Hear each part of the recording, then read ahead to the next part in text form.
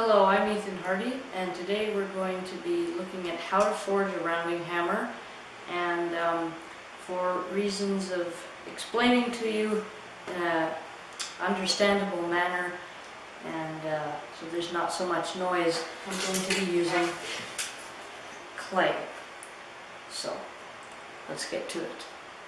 Okay, so the first step in forging a rounding hammer, or for that matter any hammer, is punching the hole. So here we have a Brazeal style hammer eye punch. So usually to hold the billet of steel, I would use these pickup tongs or hammer tongs, but for the sake of this video, and since the clay is soft and it will mar the clay up, I'll just use my fingers. So grab a small hammer here. So you want to make sure we're in the middle. So obviously you'd have a striker helping you do this or whatever. So when you're doing this in real life, you can tilt, or when you're forging in metal, you can tilt your billet if your hole is slightly off to correct its path. And you also want to be cooling your punch, and you want to take it out after every hit. So you want to punch till you have till you're almost through. This is just like punching any hole. And then you're going to want to flip it over, and each time you hit, you want to turn it back and forth. And that is, since these are all handmade tools, they may have slight curves in them, or they're not totally symmetrical. So by turning it 180 each time, if you're slightly going off, if you turn it, it'll recorrect itself. So you figure out then where the exact middle of your hole is, middle of the billet, or wherever your hole is.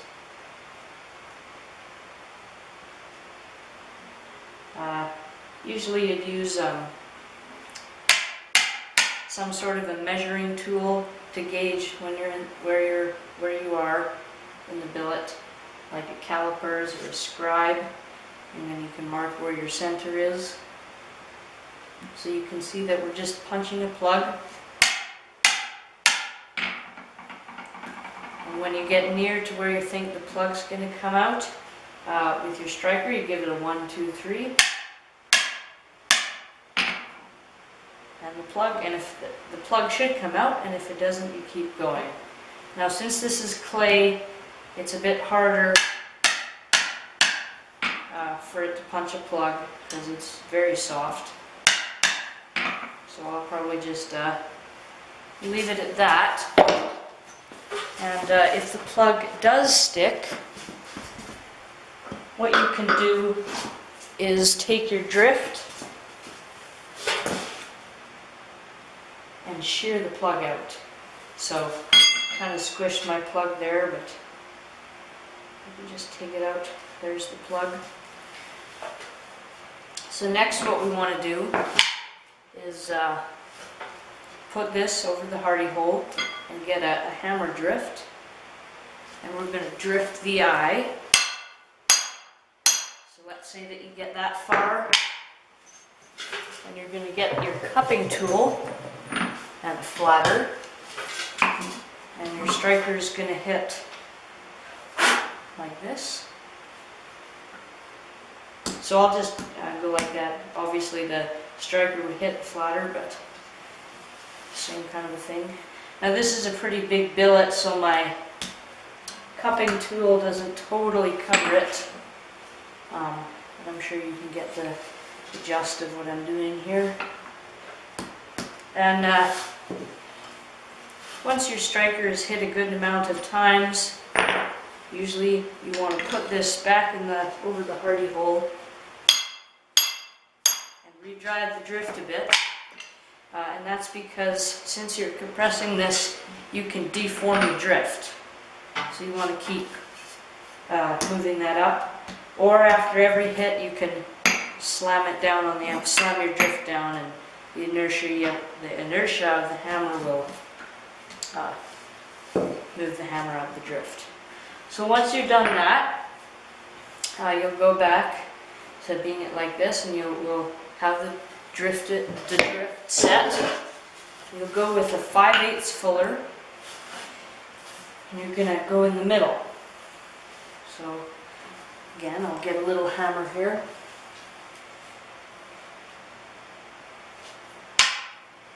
Get, and turn over. And hit, and turn over, until you have a well-established mark in the center. Divot. So I'm going to stop there, and we're going to move up to right here, just above it. And now we're creating something called hills and valleys. And the hill is right there, and the valley is obviously where the fuller is.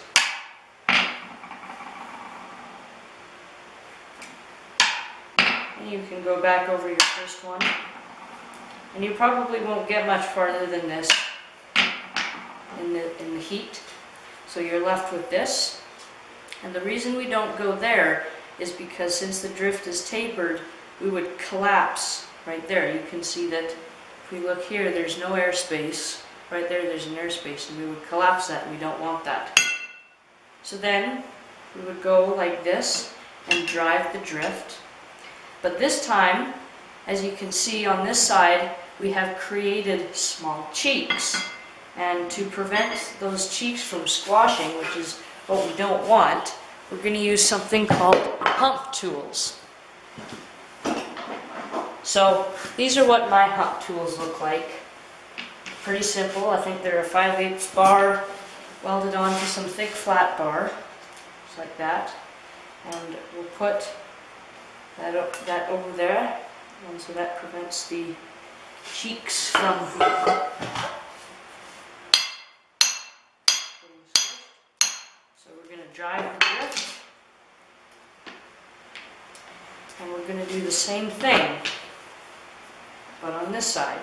So we'll start up here, like that. I'm just pushing with the fuller, but it's the same thing as when you're hammering on it. You can go back to the middle and keep drawing it out.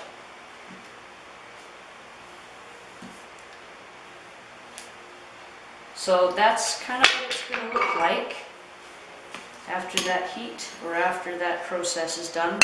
So we should have 3 hills and 3 valleys, or 4 hills, 1, 2, 3, 4, 3 valleys on each side.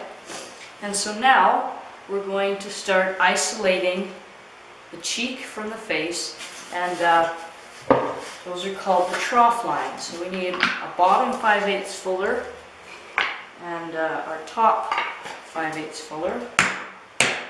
Okay, and if you were to use these tongs to hold in the eye, that's ideal, because these tongs have these little curls on the end, and that gives you a stop to ride up against that fuller and that fuller. Now, since these would mar up the inside, I'm going to use my fingers kind of and just really gauge what we got here. So you do one side at a time. Start with the top and the bottom with the eye facing vertical. You're going to make marks like that, and that might take a couple hits. Then what you're going to do is turn it 90 degrees, and you'll go back and forth, but now you're going to turn it 90 degrees so the eye is horizontal. You're going to line it up with your trough lines and hit again and separate that. So then you're going to want to go back, and you keep you're going to turn about 90 degrees each time and get your trough lines kind of even. This is clay, so it's splitting a bit here, but I'll just fix that quick. So now you want to turn to your diagonal, so you start on your flat, turn 45 degrees, do your diagonals. This will obviously take, usually takes 2 heats to do this. Maybe on a small hammer it would only take 1 with a good striker. So you want to get those trough lines even. So now I will do that to the other side of the hammer. Okay, so I've went ahead and done this to the other side of the hammer, or done the trough lines. And so one of the things, it's your choice if you want to do this or not, but what I learned is that on the round face or die of the hammer, which on this hammer is this one here, make the diagonals slightly bigger, and that's so if you're in a hurry you can easily tell between the flat die and the round die without looking at the faces. So anyways, our next step is to spread the cheeks a little bit more, so we want to go back to our hump tools. You can see now that we have those trough lines done, we have something, those hump tools would be a little bit more stable. And on a hammer, you want your eye to be even. You want an even hourglass. So,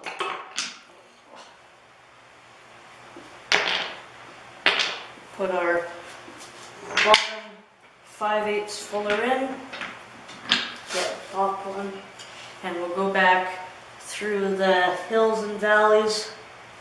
So we'll start with the middle one. This should only take about 1 heat for both sides. And you can move on to the other side. So there, we're done. And if the drift is stuck on the the hammer is stuck on the drift and you can't just tap it to release it, you can put your cupping tool in on the bottom and have your striker hit with the flatter on the flat face, and it will help release the hammer from the drift.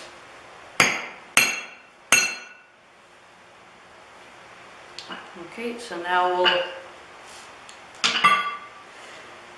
go to the other side of the hammer.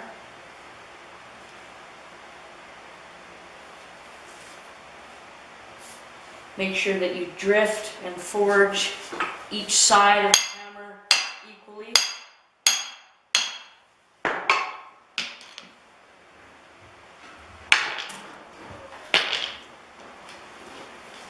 Okay, so we'll put our bottom fuller back in, and this time we only really have to do, oh, I did the wrong one there, top, this one here.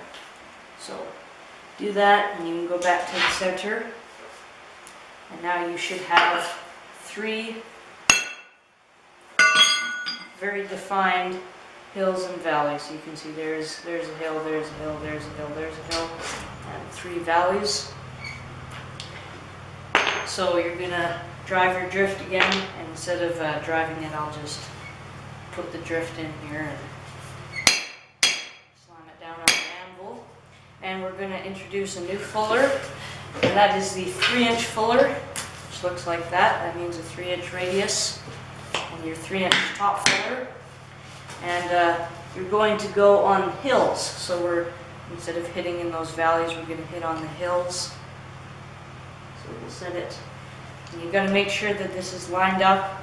Otherwise, when the striker hits, the drift will hurt your hand really bad. So all you're going to do, you're reducing your surface area contact by doing this, so you're forging very efficiently. If you want to, you can take a flatter to your cheeks to make them flat, but most people seem to like them kind of rounded. So again, you're only forging on the side that the drift is supporting. So So once we got that side done, we'll take it off and go to the other side.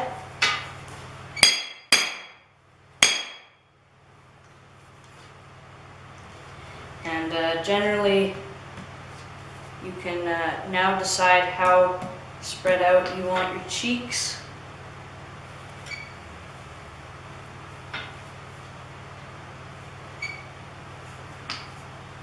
How cheeky you want your hammer. So I think I'm going to leave it at that for now. And so that's what your hammer looks like. And there's one step left before you're done with forging. And that is to just go over your trough lines one more time. So I'll just do that quick.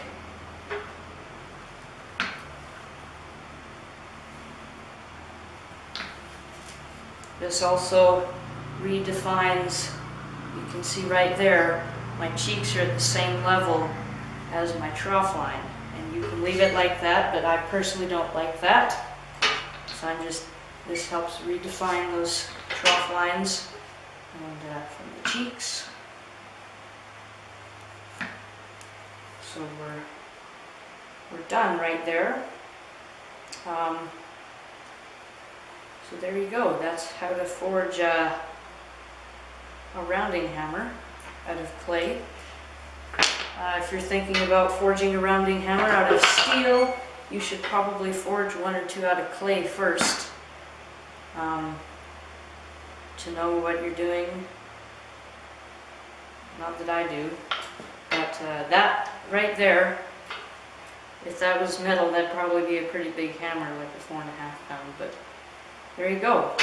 That is a forged to finish clay rounding hammer. Thank you guys for watching.